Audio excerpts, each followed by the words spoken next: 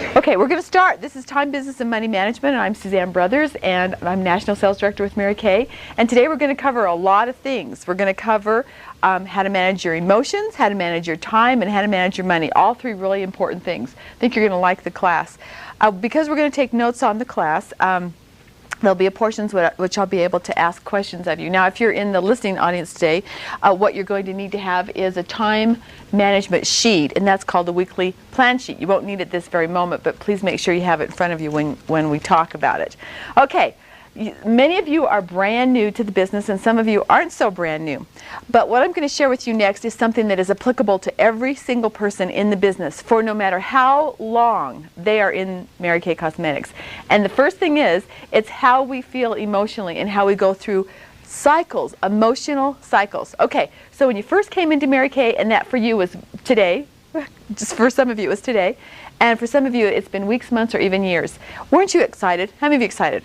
Excited? Okay, but what were you excited about? Okay, talk to me. What were you excited about? Excited about what? Money. Okay, you're just excited about money. What else? Possibility. Support. Good support. Women supporting one another. Women supporting women in big business. What else were you excited? Positive support is really important. Yes. Possibility. Possibilities for your life. Possibilities for your future. Possibilities for people that you maybe come in contact with in their futures. Okay, what else are you excited about? Opportunity, yes, and no glass ceilings, nobody telling when you're going to have to go to the bathroom, and when you can take a vacation, when you should come in, when you can leave. Yeah, not controlling your life so much. Okay, what else? What are you else excited about? Flexibility. Flexibility is really important. Yes, flexibility is so important, especially for women today, especially. Okay, are you excited about the prospects also that you're going to get great training? Oh, absolutely. I'm also excited for the fact of what you're going to be teaching other women to be more beautiful on the outside, because you know that when women are more beautiful on the outside, don't they feel it on the inside? So you have all these great things that you're looking forward to.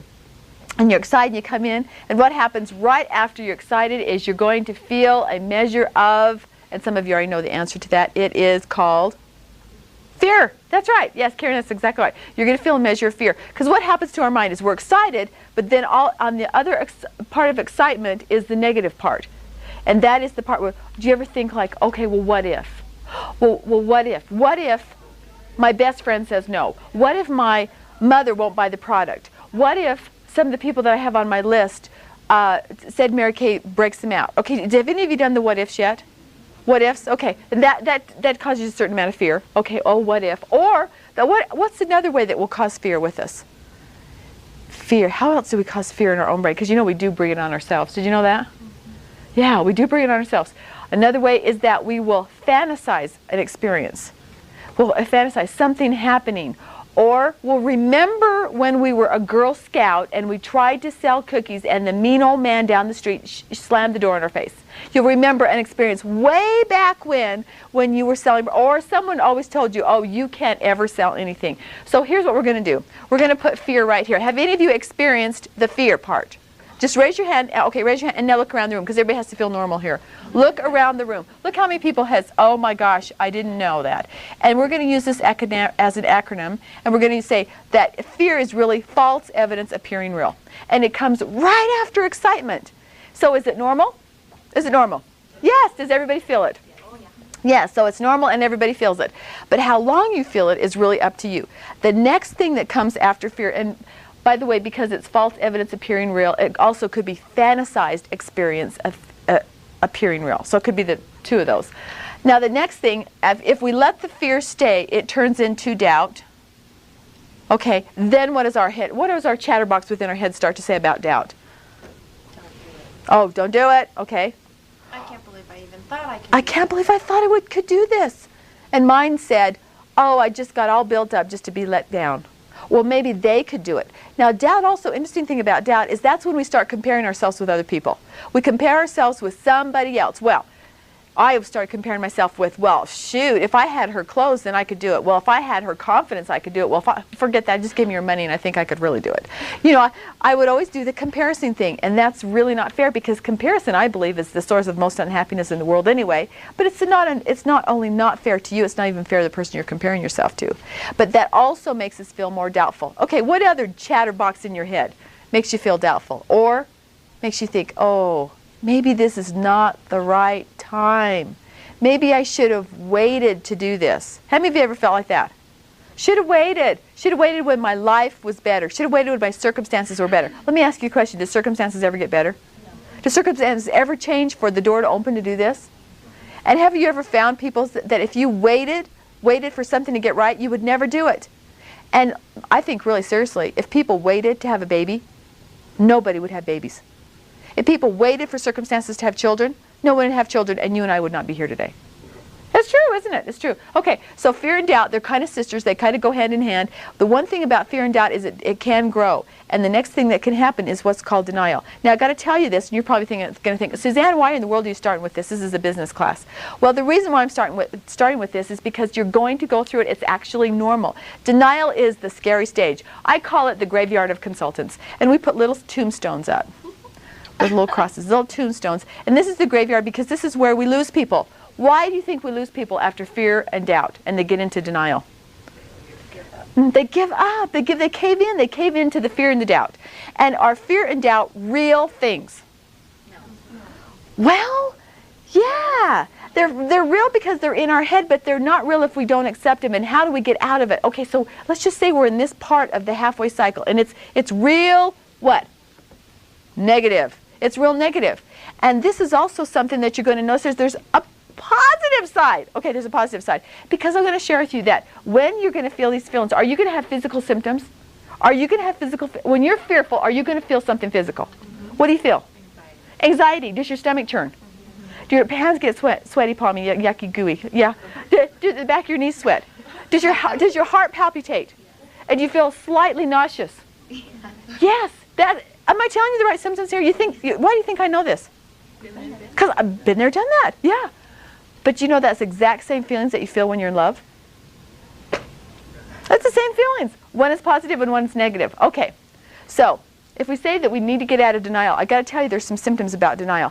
Denial is when we withdraw. We withdraw. We don't go to things. We sit in the back, come late, leave early. We kind of hesitate. We hesitate. The thing that you're going to notice about denial is that you're going to see a lot of hesitation. Hesitation. We think, okay, well, I'll put it off, or I'll do it tomorrow, or I'll procrastinate this. Now, what happens when we procrastinate something day after day? Does our fear and our doubt go away, or does it get worse? It gets worse, and it gets bigger and bigger. So there's one way out of this whole entire negative side of emotional cycling after excitement. What do you think it is? Action. Exactly right. Okay, it's action. It's action. Okay, now how do we get into action? If we know that is the way, this is the way, how do we get into action? Do it. Just do it. Do what? Do the thing you fear the most, and the fear will go away. It's very, very true. When you do the thing you fear the most, the fear goes away. And how do you feel when you do it? How do you feel when you actually do the thing that you've been fearful of? Great. You feel better. You feel like you've conquered fear. So does it take more to stop you the next time? Oh, okay. Let's just say you feared. I fear calling my neighbor. I avoid it. I avoid it. I call her. Sandy, this is SuzAnne. I'm real excited. I've just joined Mary Kay Cosmetics out of Dallas, Texas, and part of my training is to get the opinion of 25 people about a brand new product and our brand new colors. And Sandy, I thought of you immediately because you're so well put together. I would like to share the opportunity to show you the product line and the new colors. And by the way, it's a non-selling appointment. And Sandy says, oh, non-selling? I'd like to try that. Okay, so how do I feel? Great. What if she says, oh, sorry, couldn't do this. Well, I'm out of town for 2 weeks. Do I still feel great? Mm-hmm. Yes, because I conquered the thing that I said that I was going to do and that I was fearful of doing. Okay, does it take more to stop me the next time? Actually, it does. It takes a bigger fear to stop me the next time. Because my fear quotient was maybe my neighbor, which was real close to me. But if I do that and do the thing that I fear, then it takes a bigger fear to stop me the next time. Do you have somebody in your mind that you think, oh my gosh, I could never call them, they scare me to death? Like an intimidating person? Well, I tell you, if you do that, if you call the person that intimidates you the most, you can call anybody. You can call Nancy Reagan. It's true! You call the governor's wife. You can call anybody. Seriously, it's very, very true. When you do the thing that you fear the most, you increase your ability to do more that makes you more fearful. And then you're unstoppable. How many of you want to be unstoppable? Okay, want to be unstoppable. So do the thing that you fear the most. Okay, so you said get into action. We said, what kind of action? Tell me what kind of action. Okay, well, I'm going to clean the garage, because after all, the garage needs to be clean if I'm going to win a new car. What kind of action are you talking about here? Okay, get into booking. Get some things going, right? Get on the phone. Okay, what else? What other kind of action? Come to meetings. Okay, that helps. That helps. Yeah. What else? Classes, doing classes, getting yourself active in your business. Now, when we say get into action, I don't mean creative avoidism, because creative avoidism is an interesting thing. We'll feel busy, we'll look busy, but are we accomplishing anything? No, we're just avoiding what we need to do, but we look busy doing it. Now, what kind of things would that be? How many of you know that you creatively avoid? Okay, house cleaning, that's another one of them. What's another one? Oh, stickers on the inventory. Isn't that a great one? Well, I'm working. I just can't imagine why this product's not selling. Okay, what else? Organizing the business. I'm organizing my shelves. Well, I've got to organize all my literature or my profiles. Or, you know, I did have them ABC, but I think they should be through the months instead of ABC. Okay, what other kinds of things could we be doing? Cleaning, yes, cleaning. Now, I'll tell you my big one. Baking. Baking. Well, I got to build my strength up, so I have to bake. So when I bake, what else I would do? Eat. When I would eat, I would, okay, then I would get a little heavier. Then I would get a little heavier. Then I felt bad because then my self-esteem was too big. I couldn't fit in my black skirt anymore. Okay, so you see what I'm saying? Just never-ending cycle. So I just told you a little bit about emotional cycling. Now, how many of you have gone through the whole thing? Fear, doubt, denial, back up to excitement. Yes, the whole thing. And you probably did it like this. Yeah. Most people, when they're brand new, they'll go like this. They'll just do it real fast. Some of you will do it in 24 hours. Some of you who have possible recruits that didn't come today are in it right now. They're in it right now. That's serious. I'm serious. And some of you who are brand new people or fairly new, you maybe almost didn't come today because you may be cycling through fear, doubt, and maybe a little bit denial. Do you think it's normal, you guys? Yes, it is. What's the good news from this? Okay, Suzanne, you just told us we're going to feel this. Maybe some of us are in it already. What's the good news? Is there good news? What's the good news? You don't have to accept it. Will you? Accept the fear, the doubt, and the denial. You can just do what you want to do. Do you have control over it? Yeah, you sure do. You have control over it. Now, the nice part about it is this. This is the best news of all. This is the best news. Okay, the best news is that growth. When you're going to grow, it's always preceded by frustration. Always preceded by it. Always, always. So what will happen is you will either grow or you'll retreat. So if you know that you're going to always have some frustrations and some doubts and some fears, then go, whoa, I must be going to be headed for some growth here. I am. Now, you could choose either growth and move ahead or you can move back. The choice is yours. But if you know this already, then you're armed with the information so that you can do something about it. So aren't you glad? Aren't you glad? I mean, it's a good feeling. It's a good feeling. Okay, do you know people who have stayed in the fear and doubt and denial cycle most of their life? They're still in it. Yeah. Are they talking about the same thing they talked about 10 years ago? Are they in the same place they were 10 years ago? Yes, same thing's bugging them. But you see that the nice part about you being here is when you're armed with information, you're given power. And power is a good thing to have because knowledge is power. Okay, are you glad I told you about this? Are you so glad I told you? Why? Why are you glad I told you? Yeah, you feel better. Okay, I'm normal. I feel better. That's not the only person who thought I couldn't do this. That's exactly right. You feel better. You feel normal. Now, I got to tell you that I went through this as a new consultant, and I have gone through it probably 100 times since. It's just part of normalcy. Now, I know, and you know, that the best way to feel it is to feel it, but for not very long. Get into what? Right away. Action, right away. Okay, but I want you to also understand that you must acknowledge this part. You can't ignore it, because whatever you ignore hauntingly comes back to you again and again. So I think it's important to acknowledge. Okay, so let's just say we have the fear voice in our head. Here it goes. This is it. It's going to talk to you, right? Suzanne, you can't do that. You can't talk to that person. She's so dressed nice and she looks so good and she has a big mucky muck job. Okay, fear voice. Okay, acknowledge it. Thank you for sharing that. Thank you for sharing that. That no longer works for me, and I'm going to do it anyway. Okay, or you have a physical person, maybe a mother, a father, a well-meaning friend. Oh, you shouldn't be doing this. Just go back to work and just, you know, forget it. People that do that never get anywhere. Okay, you can't tell them, well, thanks for sharing that. But that kind of friendship no longer works for me. I think it's important to acknowledge it. Thank you, appreciate your opinion, but you know what? No matter what, I'm going to do this. No matter what. When you make that statement, you're taking and owning back your power. And one thing we do not want to do, we as women collectively, we don't want to give away our power anymore. Because you know what? We've been doing that too long, haven't we? We've been giving away our power to too many people by being too nice. By being too nice to people who could hurt our dreams in our life. And I know some of you can really relate to that. Okay, so what are you going to say when somebody says, you're doing what? What? Oh, I knew somebody did that. Oh, gosh, I knew somebody who did that. You're doing what? Acknowledge, thank you for your opinion. But no matter what, I'm going to be successful at this. I'm going to be awesome, and I'm very excited about what I'm doing. Own back your power. Don't give it away. Okay? Promise me you'll do that? Okay, good. It'll be really, really good for you. Besides that, when you tell somebody, I'm really excited about this, I'm going to be really successful, what happens to them? Yeah, well, they either back off or they get excited, or they'll say, you know what, I think you will be. Okay, the next part is time management. How many of you work a full-time job in here? Work a full-time job. That's 75% of you work another full-time job. That's very normal. How many of you have children and work a full-time job? Okay, that's another part, half of you. How many hours a week do you have every week? How many hours? Anybody figured out how many hours a week that you live every week? 168 hours. 168 hours. And how many of you get more time than anybody else? Anybody get more time than anybody else? Y'all get 168 hours? So it's pretty fair that, isn't it? Yeah, pretty fair. Okay. Now, the other thing about time management is that I really believe that when you learn to control your emotions and when you learn to control your time, you will control your future and your income.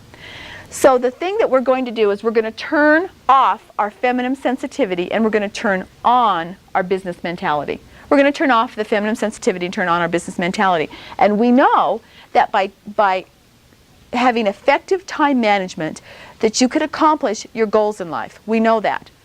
But we also know that we can while away a lot of hours if we don't. Okay, time management. One of the tools that you're going to be using on a daily basis will be a 6 most importance list. It's very good to use, 6 most importance list. And it is a list that you're going to write yourself every night before you go to bed. Now, why would you always write it at night instead of in the morning? So you can sleep. So you can sleep, exactly. You can get off your mind what you need to do. And I'm going to suggest that these things be for you Mary Kay related. The reason why is they're going to be business related is that are you normally going to do the other things in your house anyway without a list? Do you think you'll probably do the laundry sometime? Do you think you'd probably take out the trash? I mean, that kind of stuff. You're going to do it. You don't need to put it on a list. But the things with Mary Kay is you're going to make a list of 6 because 6 is doable. It's also a really not only doable, but doesn't it feel good to mark it out? You love marking something out. Now it's also really good to put it in order of its what? Importance. Importance. And what's going to be important in your business is going to be things that make you money. What things make you money in the business? Tell me. Booking appointments, holding appointments, selling the product, and recruiting. That's exactly right. And the things that don't make you money in the business but are important to do are what? Organizing, ordering, packing up product, writing thank you notes. Inadvertently they make you money but not right away. Okay? Those kinds of things.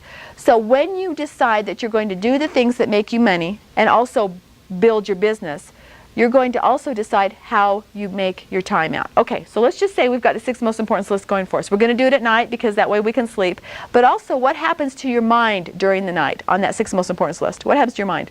It'll work on the list. Exactly. It'll work on the list in a positive sense. And especially if you go to bed positive. You know what I mean? Go to bed positive. Go to bed happy, positive. Do something to make yourself positive before you go to bed.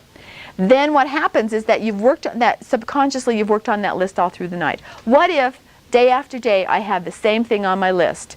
Number 5 always gets put to the next day, to the next day, to the next day. 3 days later it's still on my list, still not done. What's going on then? Avoidance.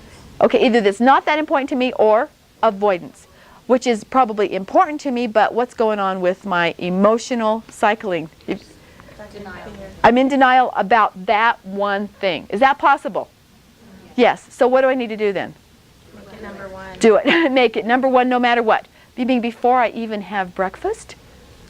Yeah. Because if I stay in that, if I stay avoidingly, creatingly one thing, it will become so big to me and so fearful to me that I won't do it at all. And then what happens? It controls me. Exactly. It controls me. So 6 most importance list every night before you go to bed. Check it off the next day as you do it. Do this every single day. It'll help you control your time so much more. And don't you feel a sense of accomplishment? Don't you, don't you?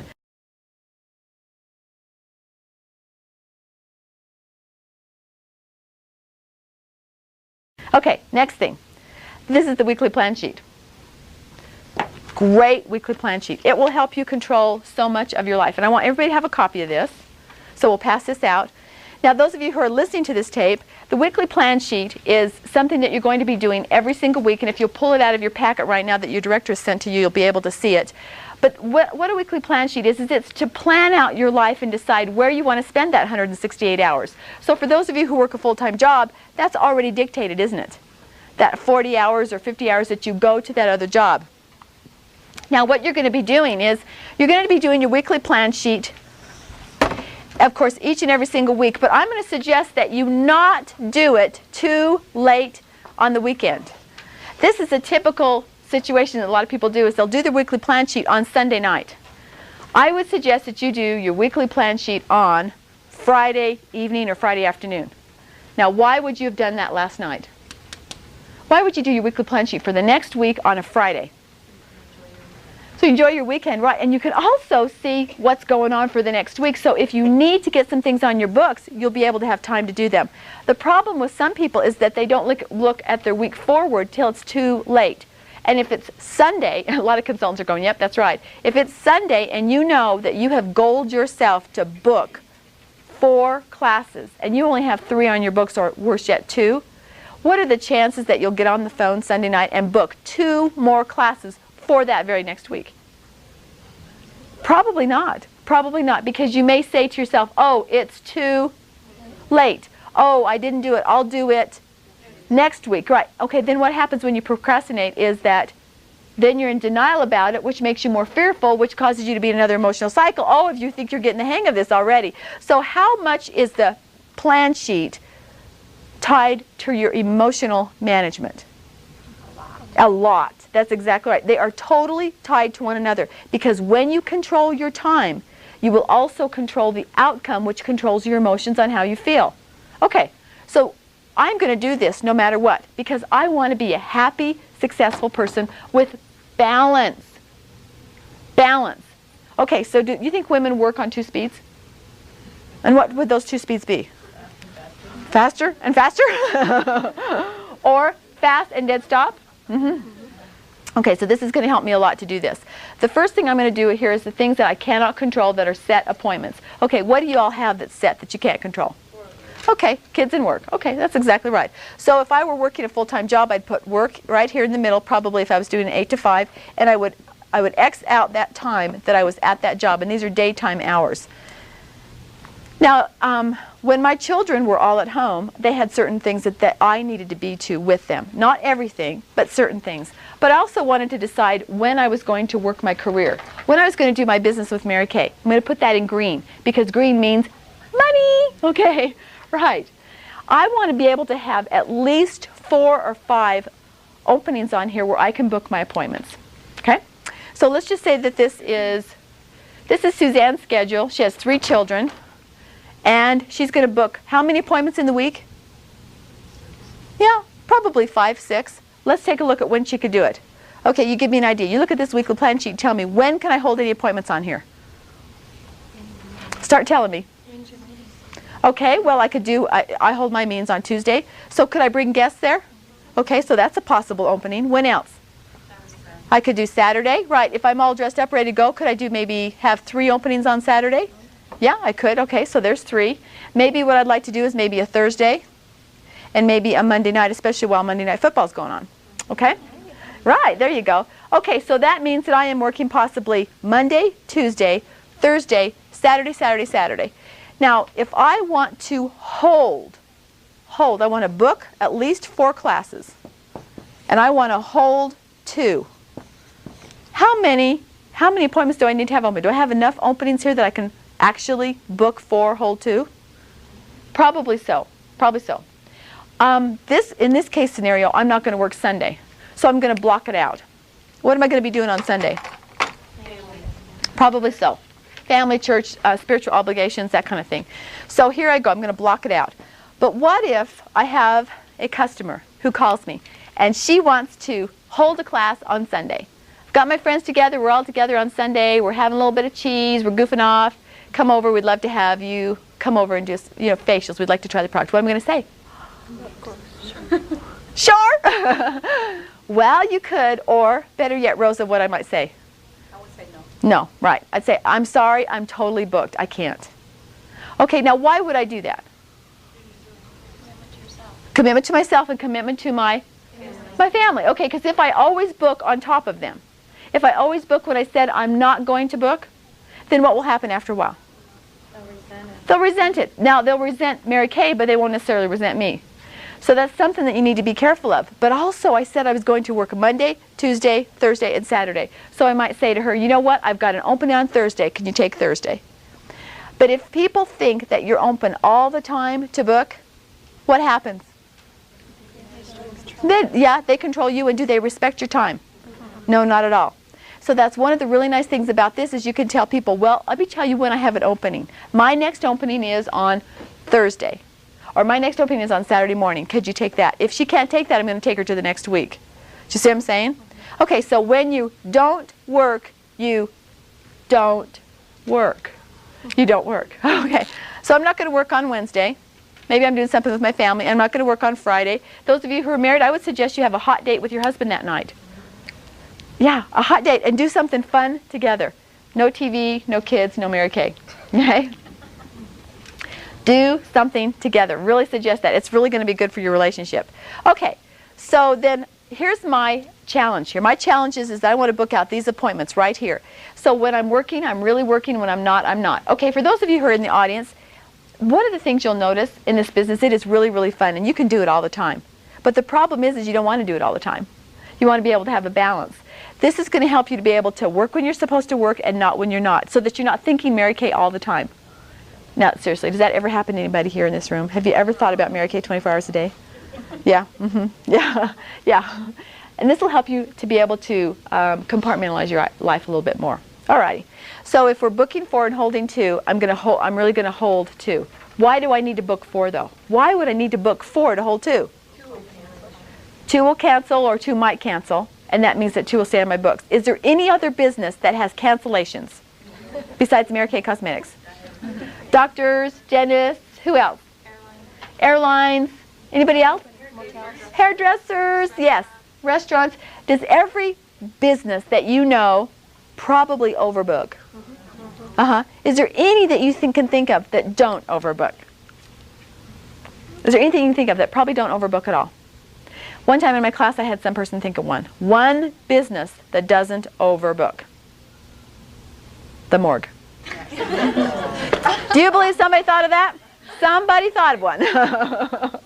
Somehow they show up. Oh, let's finish this out.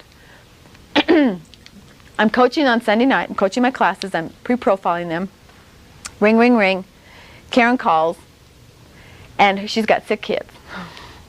And she moves to the next week.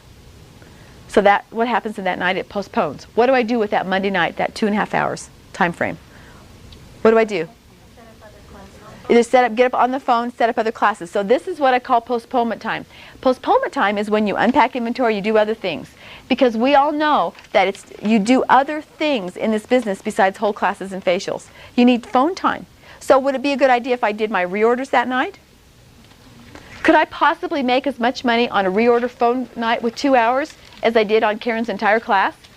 That's exactly right. What will I not be doing if I'm a good time manager? Just watching TV, goofing off with my kids, or whatever.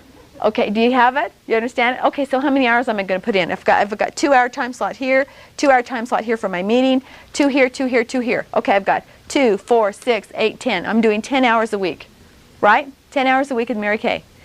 This is going to be a part-time schedule, and my goal is to hold 2 classes per week and to get 2 guests at every single meeting. Now, I want to tell you, do some arithmetic on this. Get your pen ready. If I'm doing 2 classes per week, and I have approximately 6 new customers every week, tell me how many customers I'm going to have at the end of the month. 24, right, 24. And after 6 months, how many customers do I have? 24 times 6. Tell me how many customers I have by doing a really solid, consistent 144, right? That's exactly right. And you're going to retain 87% of them. That's 114. So if I have 114 customers after 6 months in the business and they order approximately $150 in product, I want to tell you something. That is over $7,000 worth of income in less than 6 months. That's over $7,000 on reorders. What did I just say? On reorders. It's not my classes, my facials, or my recruiting. It's on reorders. So are you building a business by being consistent, even if it's 2 classes per week? Yes, but the key here is to what? Be consistent and do a weekly plan sheet. How important is it? Okay, so what if I'm in the business for 3 months, Karen? Oh, I'm in the business for 3 months. I've got my weekly plan sheet. I don't need to fill it out anymore. I got it down. Don't even bother me with that. I know what I'm doing. Be prepared for it your business to go down. Because? You're not being consistent. You're not doing the weekly plan sheet. Well, yeah. Would a doctor's would a doctor do that? Would a doctor's receptionist say, "Hey, I don't need to figure this appointment book out anymore. I got it down. People just come in." You're right. Yeah. Well, the doctor his business would go really quick within weeks, right? This is really true. So this is your appointment sheet. You need to have this. How far in advance? 1 week ahead, and you're always going to look 1 week ahead, 1 week ahead. Okay, that also means you don't look 10 weeks ahead. You don't look 4 weeks ahead. You look 1 week ahead. Okay, and in worst case, you look 2 weeks ahead. Right? How come I'm not going to have you work 4 weeks ahead, 5 weeks ahead? Things change, right? And isn't our business more immediate than that? See, we're not doing brain surgery. We do not have to schedule out an operating room. No, people are more spontaneous than that. That's the other reason I want to tell you, something I want to tell you too is don't schedule out too far in advance because things are more likely to postpone if you do. Just look at this week and next week. Okay, questions about how to manage your time? Got it down? Okay, what a couple things that you learned from this little piece right here? What did you learn from this little piece? Time management. Okay, what? When the class cancels, still do Mary Kay work. Right. And that's the only time you're going to do it. So that doesn't mean that you're going to do it on family time, right? That means you're going to do it on postponement time. It's a natural time to finish out the rest of your business. Great. Okay, good. I'm glad you learned that. Okay, what else? You only have to work 10 hours a week. Do 10 hours a week, right. And that's a really good schedule for most part-time consultants who are working another full-time job. What about you who are working Mary Kay full-time? Could you double this? Oh, easy. Okay, your comment. Don't think about it 24 hours a day. Right, don't think about it. Compartmentalize your life and that'll really help. Good, all righty. Let's go into the next thing, and I'm going to take a little break so you can ask me any questions. Okay, the question is, would you include your family while you're organizing for your weekly plan? What would you all say? Yes. But I'm going to have we're going to do that on Sunday night. Your weekly plan sheet should be done on Friday, but your family, what we call our family home evening or family organizational time, that's done on Sunday night. Why would they want to be on here? You got to have time for them. Exactly. And their day, or Sunday, or Friday possibly, or Saturday afternoon or Saturday night. You bet, I'm theirs. I am totally theirs. I am for you. But if it was a Thursday, or if it were a Tuesday, what would be the answer? Sorry, I got another commitment. I've got some commitments with Mary Kay. Will they respect your commitments if you stick to them? Yes. When will they not respect them? When you don't, when you're wishy-washy with them. Now, that's a really good tip for some of you who are married. You stay really solid with this and your husband will respect your business. You do not stay solid with it and he won't. Okay? That's a really good tip. Are there sometimes, for those of you who have children, you'll have to do a carpool situation? Yes. And will you be able to go to everything that your children do? No, but you'll be to the important things. You'll be to the important things, I promise you that. It's true.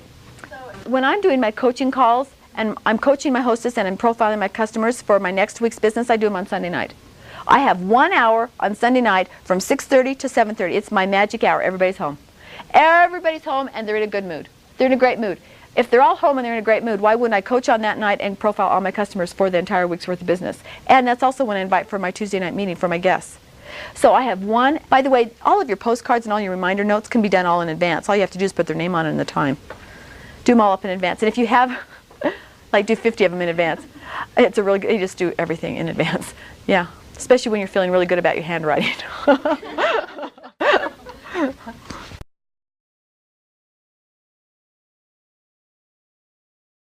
Okay, next segment is going to be money management. And the first thing we're going to talk about is inventory. Is it a requirement to have inventory? When you start the business, is it a requirement to have inventory? What's the answer to that? No, it's not a requirement. Is it a good idea? Yes. Oh, it's a great idea, but why is it a great idea? I want you to give me some reasons why inventory is a good idea, and Maria's going to put them on the board. You can't sell from an empty wagon. You can't sell from an empty wagon. Okay, that's an important one. Right. And you said over here one thing? Are women impulsive buyers? Oh, don't you know? Well, they buy if it's there. Yes, and do they buy? They buy immediately, don't they? Very sporadic. Okay, you said something. Good customer service. What about customer service? It allows you a variety of things.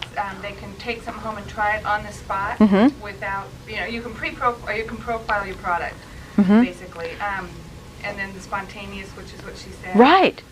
So the other thing about customer service is, do women wait for product? No. And if they're your customer and they've run out of product, when do you think they tell you they've run out? Yeah, or there was 2 days earlier and their Q-tip in the bottom of the jar, or they've cut it open with the kitchen knives. I mean, isn't that true? They have run out of product and they need more. Okay, give me some other reasons. Do people buy more if they can get it right now? Yes, maybe they were only interested in mascara and a lip gloss, but their face looks great. Well, they say, oh, just give me the whole thing. They see it all pretty in that nice, great display. And do they ever just want the whole thing? Oh, yeah, very much so. And what would it give you more confidence to be able to have inventory on hand? Yes. Are you more motivated? Yes, you're more motivated. You have more confidence. So are there ever going to be situations where your customers know more about the product than you know? No. Yes. Why is that? Why would that be? You're a new consultant and you have a customer. She finds that you use that you sell Mary Kay. Maybe you're wearing your pin in the grocery store. She comes up to you. Oh, you sell Mary Kay. I just moved here from California. Can I get your card? She's used Mary Kay for 15 years. You've used Mary Kay for a year and you're a new consultant. Does she know more about the product than you do? Yes. Okay, but if you have product on hand and you have it in stock and she needs an Angel Fire, she wants a lip gloss, and she needs an extra emollient eye cream, what is the answer to her needs?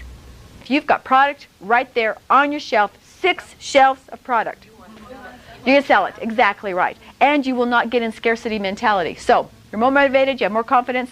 Scarcity mentality, you know what that is? That's having just a little bit of inventory, just a little bit of inventory. That's having like 3 or 4 things of each thing. And so then you get like this, the hoarding thing. You know what I'm talking about? This is what I'm talking about. You will not let anybody buy that product, or you have somebody calls you and they're not going to buy the whole basic. They just need replacement parts. And you're thinking, you messed up my sets. It's true, isn't it? Okay. But when you have plenty of inventory, you have, well, gee, would you like one for your spa bag and one for at home? Right? Now, the other part about it. Now, I don't know in the universe why this is true, but if you are out of skin freshener, what does everybody need? Exactly right. And they want 2 of them. If you are out of any product, everybody wants it and they want 2. So by having inventory on hand, you won't run into that situation where you're also making deliveries. And making deliveries takes a lot of time. It takes a lot of time. So you're going to save time by having product on hand. Is that important for you to save time? Yes, because you noticed on your weekly plan sheet, did I put anything down here for deliveries? No, unless, of course, it was your postponement time, and then you can make deliveries if you want. Or you're full-time in Mary Kay, or you're more than part-time. You're like 3/4 time. If you're 3/4 time, make deliveries. It's fun. But if you're 10 hours a week, you don't want to be spending 5 of those hours making deliveries. That's exactly right, because it takes time. Do you make a lot more money by making deliveries? No, not a lot more money. I mean, it's a good way to be able to boost your sale because you can show them more product. But you want to give it to them right then and there. And the best sound in the whole universe, you're able to take a profit from your business. When you have product on hand, you're able to take a profit. That means you're going to pay yourself what? You're going to pay yourself a nice percentage. That's exactly right. We're going to talk about that percentage in just a few minutes. Is it going to be nice for you to pay yourself money at the end of the week? Yeah, that's really nice. That's really nice. Is that going to do more for your motivation? Is it going to do more for your confidence? Is it going to do more for you to stay in business? Yes. What if you can't pay yourself at the end of the week? Is it a bummer? Yes. Yes, so you want to be able to pay yourself. Now, the other part about paying yourself is that people around you will be more supportive if you're paying yourself. Like who? Especially. Okay, so you're able to take a profit. What other reasons would you want to have to have product on hand? Would you be more product knowledgeable if you had the product? Yes. So how easy is it to be product knowledgeable when you just have a little brochure? But if you have the real thing, yes. Okay, so you're going to be more product knowledgeable. Are you going to be able to try the product yourself because you have it? Yes. And if you have the product on hand, are you going to be able to sell it more because you try it, because you like it, because you love it, and you sell it? Okay, so all the consultants in here who've been in the business for, let's say, 6 months or more, stand up. Okay, there you go, 6 months. Now, I want to find out from the 6 months people in here, how many of you use the whole entire line? Keep standing. The whole entire line. How many of you sell the whole entire line? Keep standing. That's 100% of you. Okay, now one more thing. How many of you use it from head to toe? Head to toe. Keep standing. How many of you sell from head to toe? Great. How many of you, there's any product in our line that you don't use one thing? Sit down. That there's one thing you don't use at all.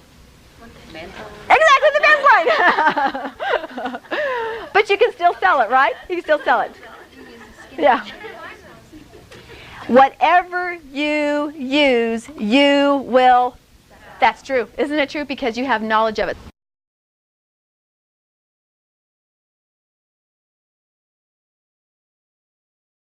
Okay, so number 9 is free product. Tell me about it. If you come into this business with inventory, is the company going to give you more product?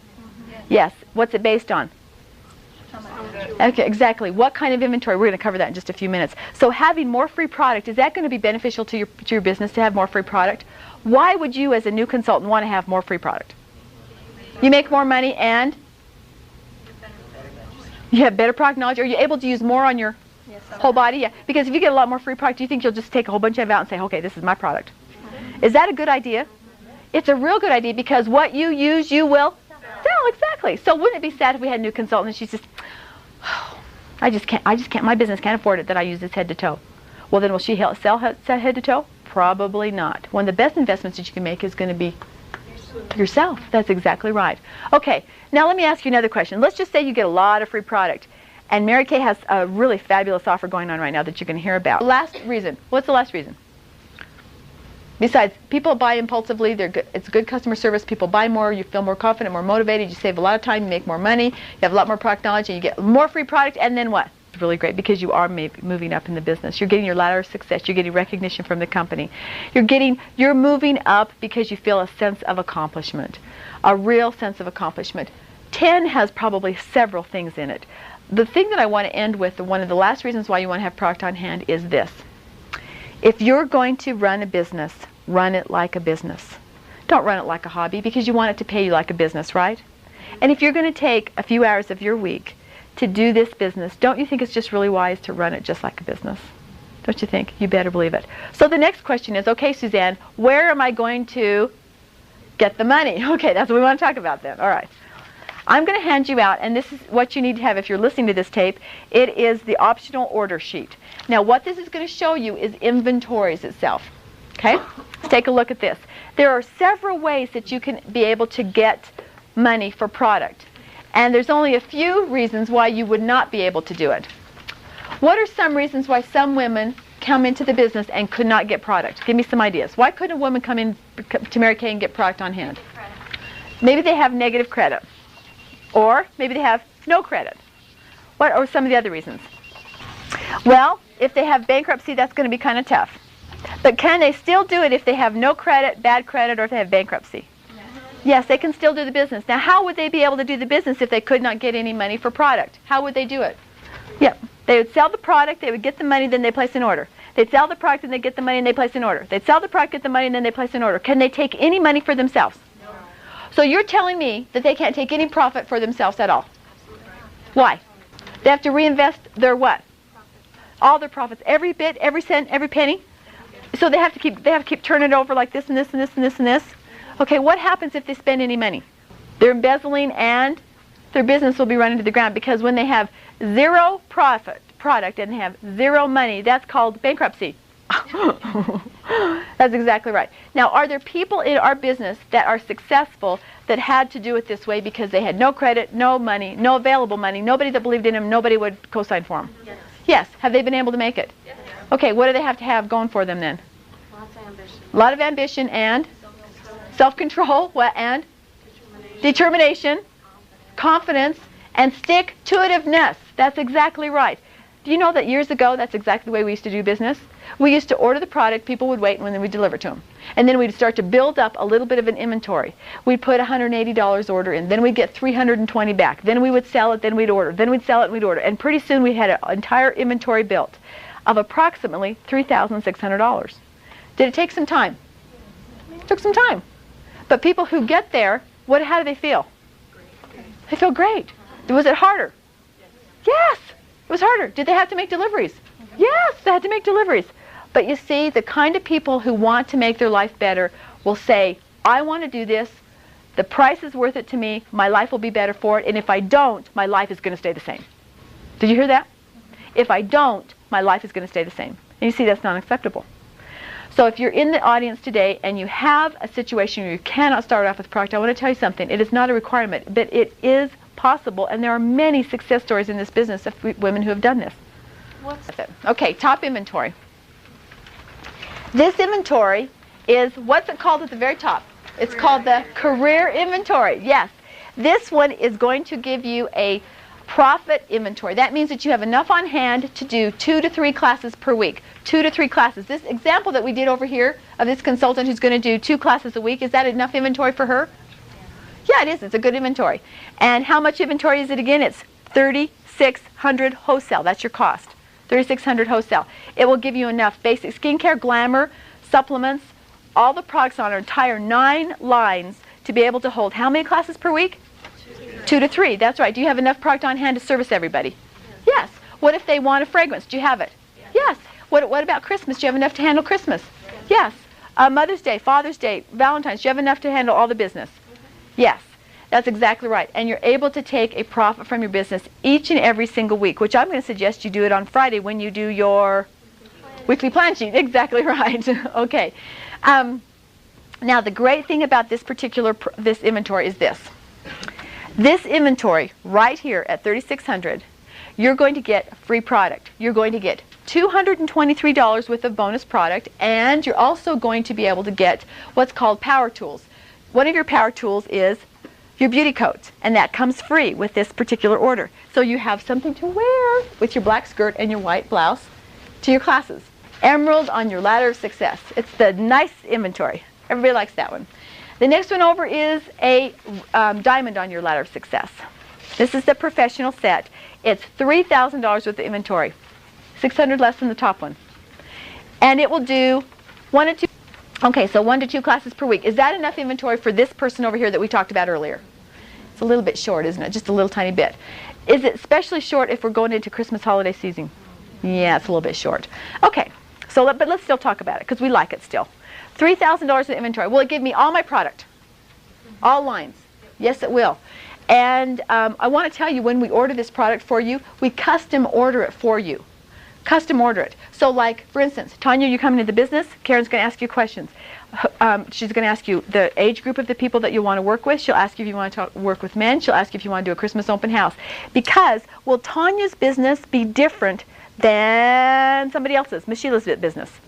Yes. Will it be her business be different than Rose's business or Barbara's business? Yes. Because of age, because of ethnic background, you're going to have different colors. Is that true? Yes. So it needs to be custom made just for you. It's really helpful. So I want to tell you, we don't just send you off with the order and say, go figure it out. All right. And the nice part about that is when you sell it, all you have to do is replace what you sold. How easy? How easy is that? The $3,000 order, which is it on your ladder of success? It's a diamond, right. It's a great order over. $2,400. $2,400 will do about 1 class per week. 1 class per week. Very, very part-time consultant. It will be a profit level if she's at 1 class. But if she's at 2 classes per week, she's now thrown herself into a situation where she's run out of product. So she needs more product. Now, if you run into a situation where you are running out of product, what are you going to do? Order more product. Yeah. Or what you may have to do is not take a profit that week in your business and put it all back into your business. That's why we want you to start off right to begin with, so that you can pay yourself a salary every week. Okay, $2,400, it's a ruby on your ladder's product. The first one over to the far left-hand side is $1,800. $1,800 will get you started. It'll get you through Perfect Start. It'll get you through 5 classes. But it won't be enough to take a profit because you run out of product. And people will have to wait. Do women like to wait? No. Will they actually cancel an order if they have to wait? Some of them will. Luckily, your first classes usually are people that you know.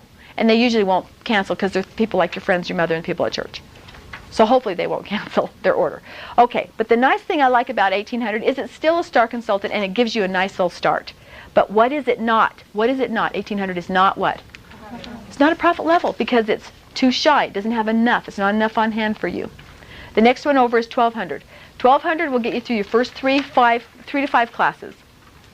It's not a profit level, and the small inventory they want to tell you about is 600. That's the little one over there on the other side. 600 will get through the first maybe 1 or 2 classes. So the decision that you need to make is how I want to start my business. Do I want to start on a profit level? Do I want to have inventory on hand? Or do I want to be building my business, building, and put every cent back into the business? And do I want to take advantage of the company's generous offer of free product?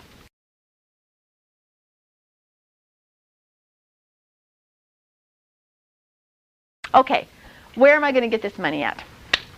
Go to a bank. Go to a bank, she says. Or, what else could I do? Credit card, okay. You say credit card. What else could I do? Family. Family, okay. Borrow from them? Okay, that's the worst kind of interest sometimes.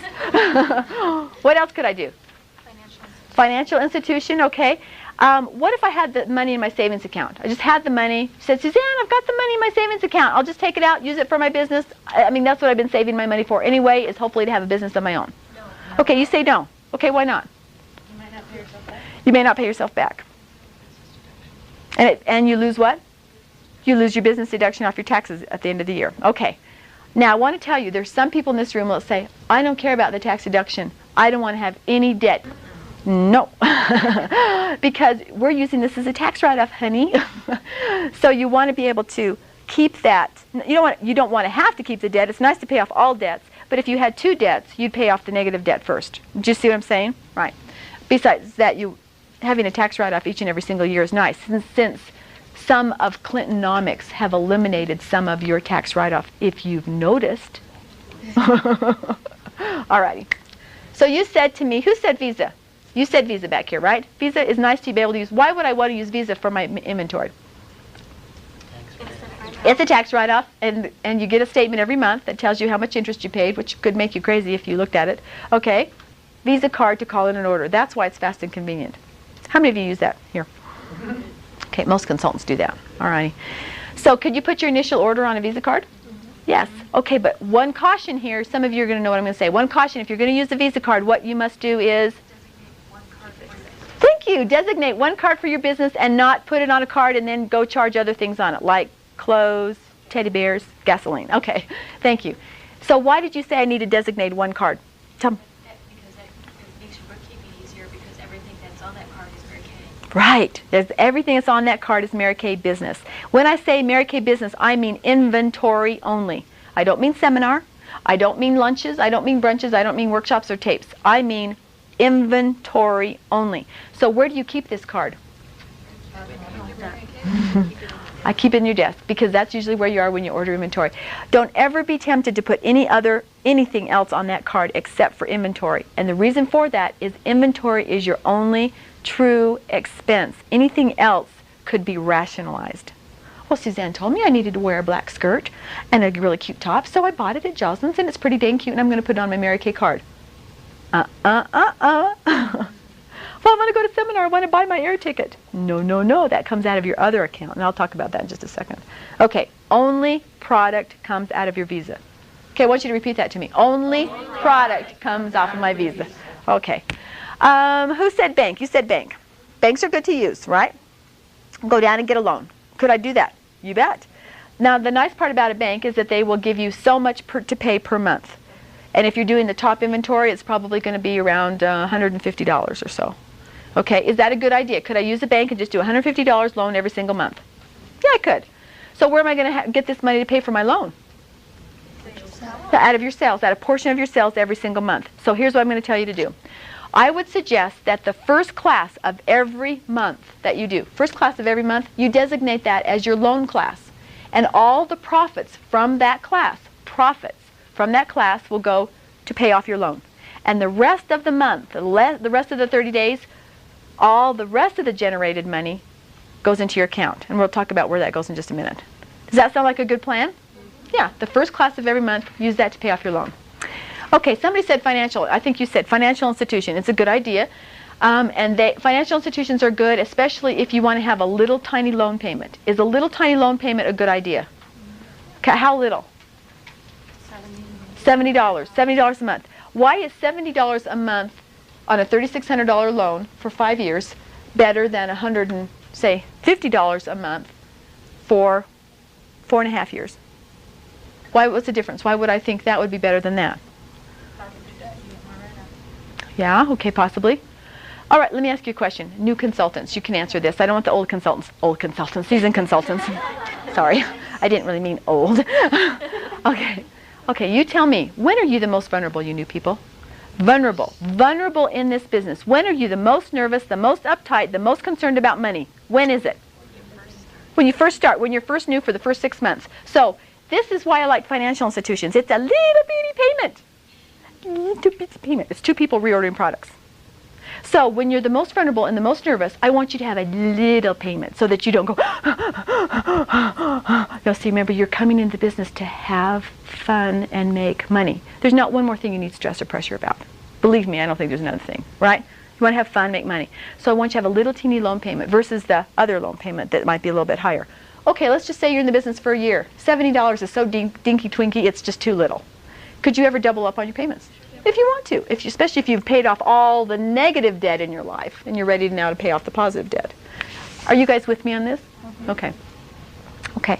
Would there ever be a case where I'd use my own money? Have it in savings, just want to use it, just do my inventory? Well, some of you might.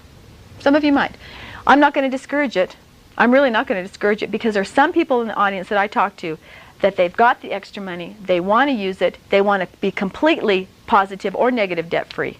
And they just have it, they want to use it. It's their business, they want to be totally debt-free and have it. I heard a good suggestion for people in those situations to put it in a CD at a bank and make it a secured loan. Right, they loan against their own credit. It's really good, especially if the woman does it in her own name and she doesn't have a lot of credit in only her own name. It's a very good idea. Is it a good idea for women to have credit in their own name? Yes. Yes, very good idea, especially through death or divorce. Okay.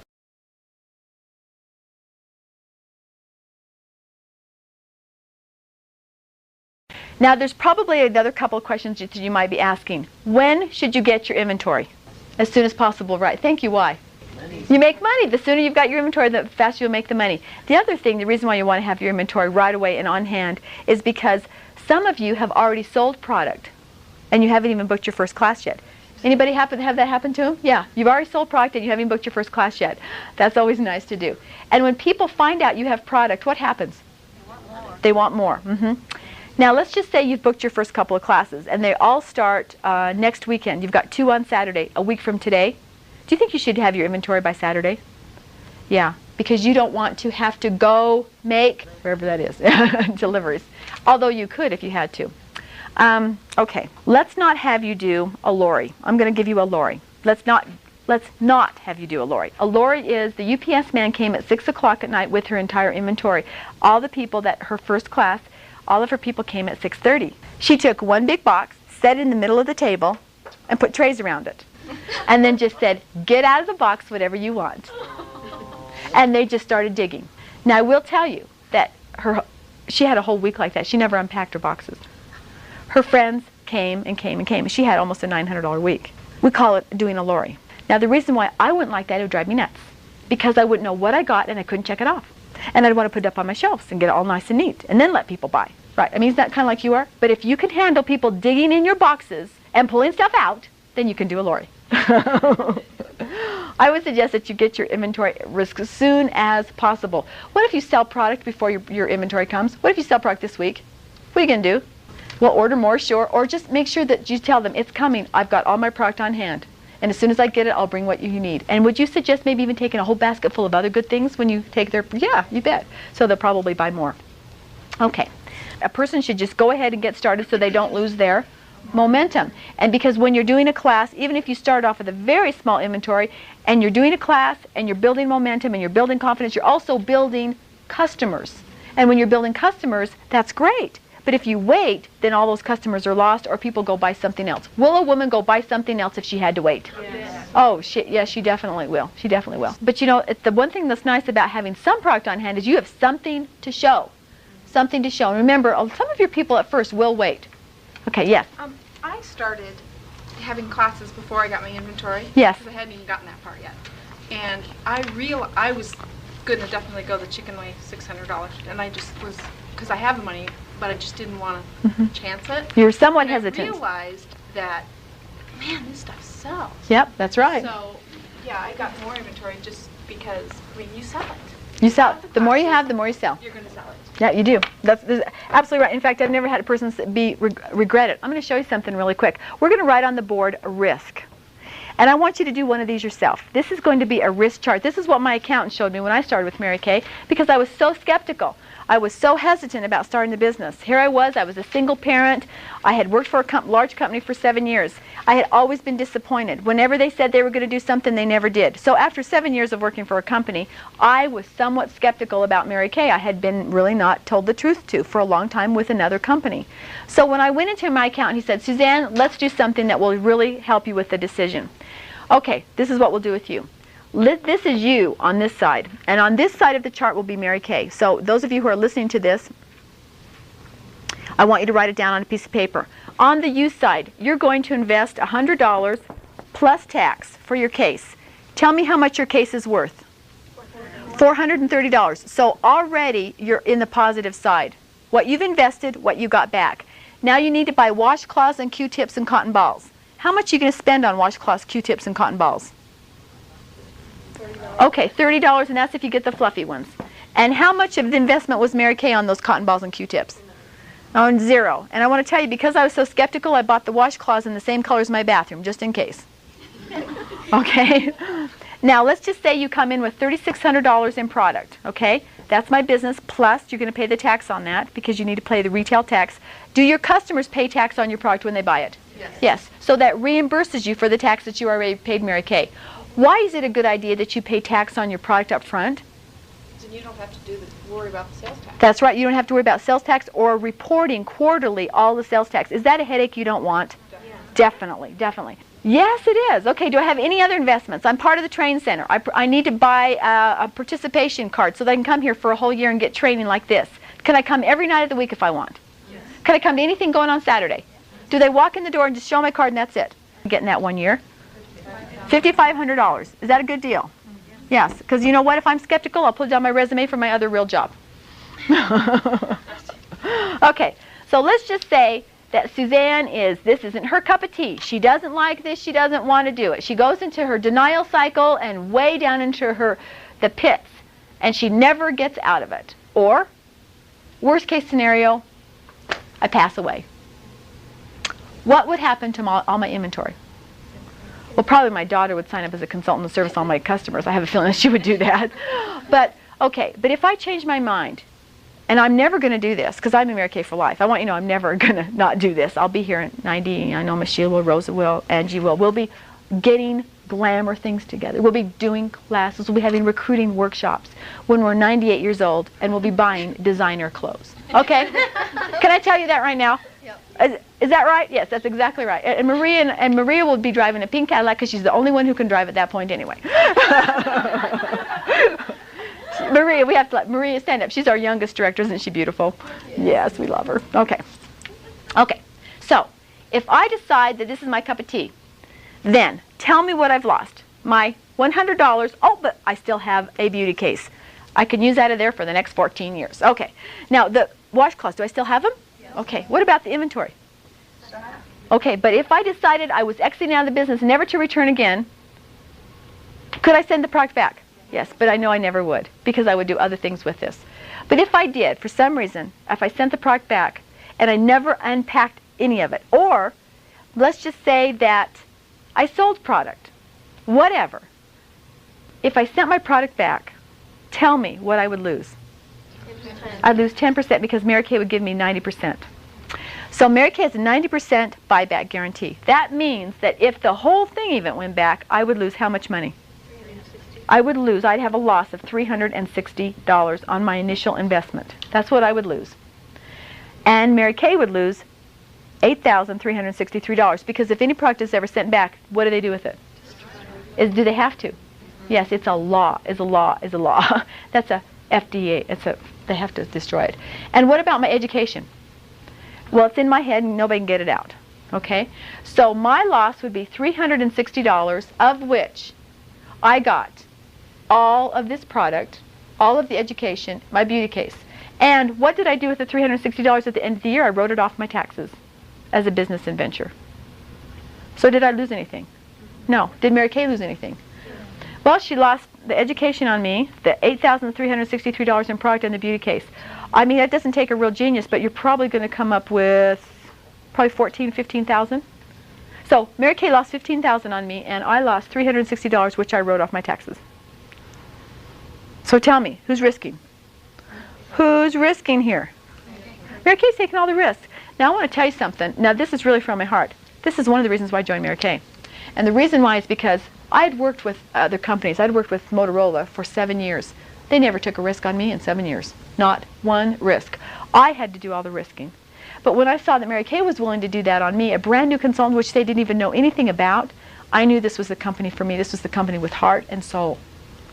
I do want to tell you that nobody in this room will ever do this. But God forbid, if you ever pass away and you have customers, you want to tell your family to service them and keep your inventory.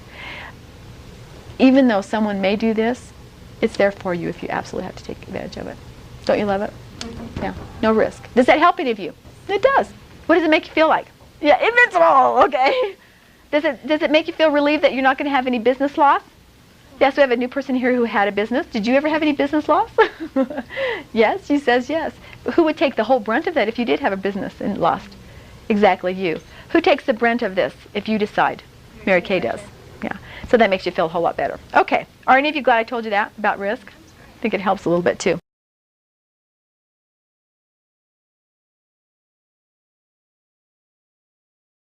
Let's go back to inventory because I want to show you how to take a profit with your business, which is one of the most important things you need to hear today. When you come into the business and you order your inventory, you're going to open up a separate account. What did I just say? Separate account. Why is it separate? Because you don't want to commingle any of your money. One of the biggest tips that you're going to have is do not commingle any of your money with your regular checking or savings account. This is a business, so therefore you must keep it separate. And if you come into the business with a profit level inventory, and that would be how much? 36 or possibly 3,000. Okay, so let's just say I have 3,600 or possibly 3,000. I'm going to open up two accounts. I'm going to open up a savings account. And if you shop around, you should be able to get free accounts and a checking account. These are going to be in your name, but they're separate from anything you have now because you need to keep them separate. The reason why I'm going to open up a savings and a checking is because each and every week I need to separate my money out. If I have an $800 week, is all 800 of that my money to keep? No, it's not, because some of it I have to replace what? Product inventory, and some of it is mine, right? Okay, exactly right. So let's just take the $800. Let's just say that's my first week. That's a really nice first week. And if I am going to do this savings and checking, which I am absolutely going to do, I'm going to give my savings 60% of everything I do every week, and my checking 40%. You might be thinking, well, SuzAnne, wait a minute, I know I make 50%. That's exactly right. You do make a gross profit of 50%. This checking account is your profit. This is what you're going to pay yourself with each and every single week. The savings account is your product account. This is where you're going to replace your product. I just padded it a full 10%. I gave it 60% instead of 50%. Why did I pad it? Other expenses like Section 2. What's the Section 2? Those of you who know what Section 2 is, it's business supplies. Tell me what a business supply is. Samples? Okay, pamphlets, brushes, little styrofoams, brochures, recruiting information, samples. Do you need to have those things? Yes, but you don't need a whole truckload of them. You don't need a whole 10% of your whole order on them. So keep your Section 2 really low. I'm going to suggest to you when you're ordering Section 2, only order enough Section 2 for the next until you order next, which will probably be 4 to 5 classes. You don't need a whole lot. Okay. The reason why I'm padding at 10% is this. All of the people on this side of the room stand up. This represents my first week in business. Isn't that great? Okay. Now all the people on this side stand up. This represents my second and my third week. Now if I do not pad my inventory, what's going to happen is if I do not pad it 10%, will I have enough on the fourth week to service you guys over there? No, I won't, because I had 18 skin fresheners, but by the time I've done my business a couple of months, I need 22 or 23. Thank you very much. So see, if I always only have, which is if you do $3,600, you're going to have about 18 skin fresheners, about 18. But you guys, I'm not always going to just have 18 customers. Did you know what I mean? So if I don't pad my inventory just a little bit and bring it up just a little bit by 10% increases, then I'm never going to have enough to fully service all the customers I'm going to have by the end of 6 months. That's why you're never going to take another loan for your business. That's why you're never going to have to reinvest all of your money back into your inventory. You're just going to pad it 10%. 40-60 split will raise your inventory by 10% or a little bit less than 10% because you're going to do some business supplies. It'll raise your inventory up as the growth of your business. It automatically does it because you take your deposit, 60% goes into savings, 40% goes into checking, and it automatically pads it and builds it. Do you get it? Good. Okay. Question. What would you recommend for someone who comes in like at 600? I mean, they can't take that 60. Right. They've got to take it the whole entire amount and put it where? Yes, in savings. They cannot. They don't even have a checking account with Mary Kay. They're going to put it all into savings. And then what they're going to do is as soon as they have $200, they're going to place a minimum order, which is how much? 180. They're going to turn it and turn it and turn it like that. Are they ever going to touch that money for anything else? No. What about a Snickers bar because they need to reward themselves for that great class? No. They're going to put it back into savings, and each and every single week, and sometimes twice a week, they're going to go to the bank, place an order, get a money order, place an order, get a money order, place an order, and keep doing that until they have how much on their shelf? 3,600. 3,600. That's exactly right. Okay, checking account. Let's do a 40-60 split on this. Let's find out how much is ours and how much is our products. Okay, 40% of 800 is how much? 480. How much? 480. Okay. Oh, 40% is 320. Okay, oh, thank you. That's 320. Is that mine to spend? Yeah, that's my salary. Once a month, I need to take something out of there, though. What do I need to take out? My loan payment, my loan. That's exactly. Once a month, I need to withdraw it out of my checking account. I write a check to it, and I put it in, and that's how I handle it. The rest of the money is yours. Whatever you're using your Mary Kay money for. Savings account, kids, special vacation, house that you want to buy, furniture that you're doing, or maybe it's living expenses. On this side, how much is my product going to go to? 480. Okay. And what do I do with the 480? Place an order and replace my product. That's exactly right. Okay. You have it. Savings account, checking account. Whose name's on it?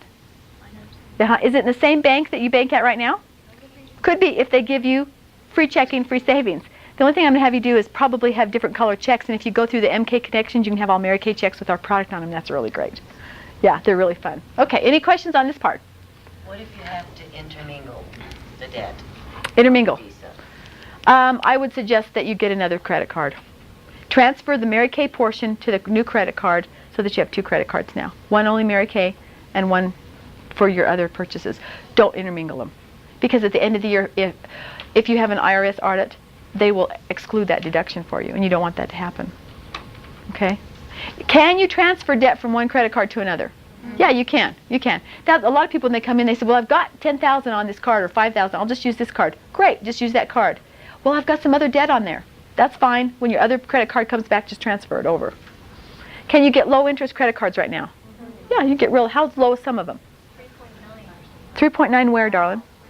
Just got it in the mail last week, and I can't remember from where. Darn it. Too bad it's on this tape. But I would suggest if you can get one that's anywhere between 7 and 9%, that's pretty good. That's pretty good. It is a tax write-off, but 7 to 9% is pretty good. Okay, any other questions on this portion? Tell me, would it be a good suggestion for even yourself or people who are going to be listening to this tape, would it be a good suggestion that they check with a bank and they check with a financial institution and they do some checking? Yes, it's a really good idea because financial institutions are really great. They're going to have a higher interest rate, but they give you a longer period to pay back. And usually you can get it for 7 years. 7 years will give you what kind of a loan payment? Really, really low. The nice part about a financial institution is you can pay it off at any time if you want.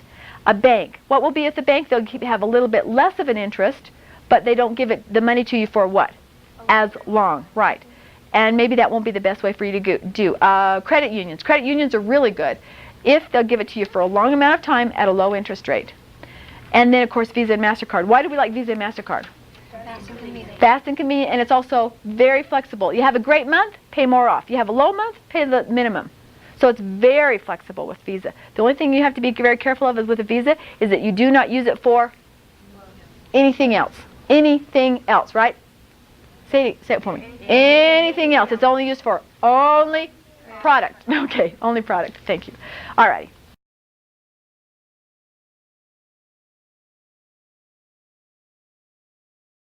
Now, do we have questions on anything that we've covered so far?